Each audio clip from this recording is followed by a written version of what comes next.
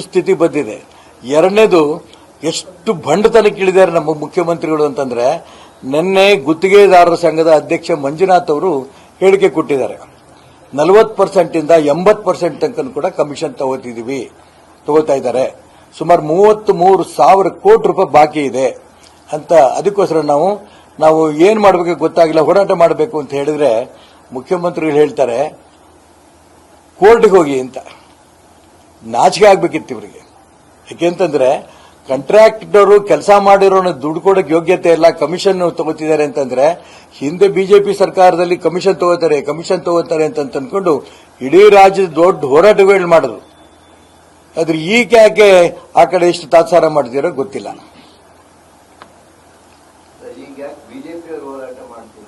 BJP ಕೇಳಿ, ನನಗೆ ಕೇಳಿದ್ರೆ ನಾವು ಮಾಡಿದ್ವಿ. ನಾವಾಗಲೇ ಜಿಲ್ಲಾಧಿಕಾರಿಗಳ ಮುಖಾಂತರ ಹೋಗಿ ಮೆಮೊರಾಂಡಮ್ ಕೊಟ್ಬಿಟ್ಟು ಬಂದಿದ್ದೀವಿ. ಇನ್ನು ಬರುವಂತ ದಿನ ಇನ್ನೂ ಹೆಚ್ಚಿನ ಹೋರಾಟ ಮಾಡಬೇಕನ್ನೋ ಪರಿಸ್ಥಿತಿ ಬಂದರೆ ಮಾಡ್ತೀವಿ. ಇದೆಲ್ಲ ಬೇರೆ. ಇವತ್ತು ನಾನು ಕರೆದಿರೋದು ಇದು ಗೋವಿನ ಬಗ್ಗೆ. ದಯವಿಟ್ಟು ಹೆಚ್ಚು ಆಸಕ್ತಿ ಕೊಡಿ, ನೀವು ಬನ್ನಿ, ಗೋಪೂಜೆ ಮಾಡಿ, ಇಡೀ ಕುಟುಂಬ ಕರ್ಕೊಂಡ್ಬನ್ನಿ, ಪುಣ್ಯ ಕಟ್ಕೊಳ್ಳಿ, ಲಾಭ ಆಗತ್ತೆ.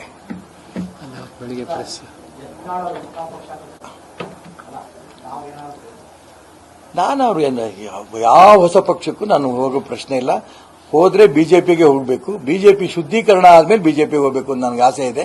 ಬಿಜೆಪಿ ಬಿಟ್ರೆ ಕೊನೆಯ ತನಕ ಕೂಡ ನನ್ನ ಪ್ರಾಣ ಇರೋ ತನಕ ಬೇರೆ ಪಾರ್ಟಿಗೆ ಹೋಗಲ್ಲ.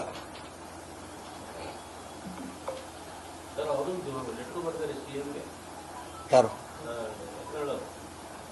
ಏನಂತ ನೋಡಿ, ಸಬ್ಜೆಕ್ಟ್ ಈಗ RSS ಬಗ್ಗೆ ಬರುತ್ತೆ. RSS ಶಾಖೆ ಎಲ್ಲೆಲ್ಲಿ ನಡೀತಾ ಇದೆಯೋ ಅದು ಸರ್ಕಾರಿ ಜಾಗ ಇರ್ಬೋದು, ಖಾಸಗಿ ಜಾಗ ಇರ್ಬೋದು, ನಡೀತಾ ಇದ್ದಾವೆ. ಇಲ್ಲೆಲ್ಲೂ ಕೂಡ ಅವ್ರು ಪತ್ರ ಬರೆದಿದ್ದೇನು ಅಂತ, RSS ಶಾಖೆಗಳನ್ನ ಈ ರೀತಿ ಸಾರ್ವಜನಿಕ ಸರ್ಕಾರಿ ಜಾಗಗಳಲ್ಲಿ ಮಾಡಿಕೊಡುದು ಅಂತ ಇವರಿಗೆ ಕ್ಯಾಬಿನೆಟ್ ಅಲ್ಲಿ ತೀರ್ಮಾನ ತಗೊಂಡ್ರು. RSS ಪತ್ರ ಬರೆದಿದ್ದು RSS ಬಗ್ಗೆ.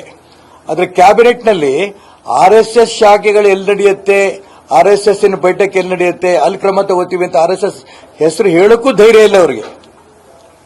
ಎಲ್ಲೆಲ್ಲಿ ಸಂಘ ಸಂಸ್ಥೆಗಳು ಬಳಸ್ಕೋತಾರೋ ಅಲ್ಲಿ ಅನುಮತಿ ತಗೋಬೇಕು. ಎಷ್ಟು RSS ಬಗ್ಗೆ ಭಯ ಇದೆ ಲೆಕ್ಕ ಹಾಕಿ. ಆ ಹೆಸರು ಹೇಳಕ್ಕೂ ತಯಾರಿಲ್ಲ.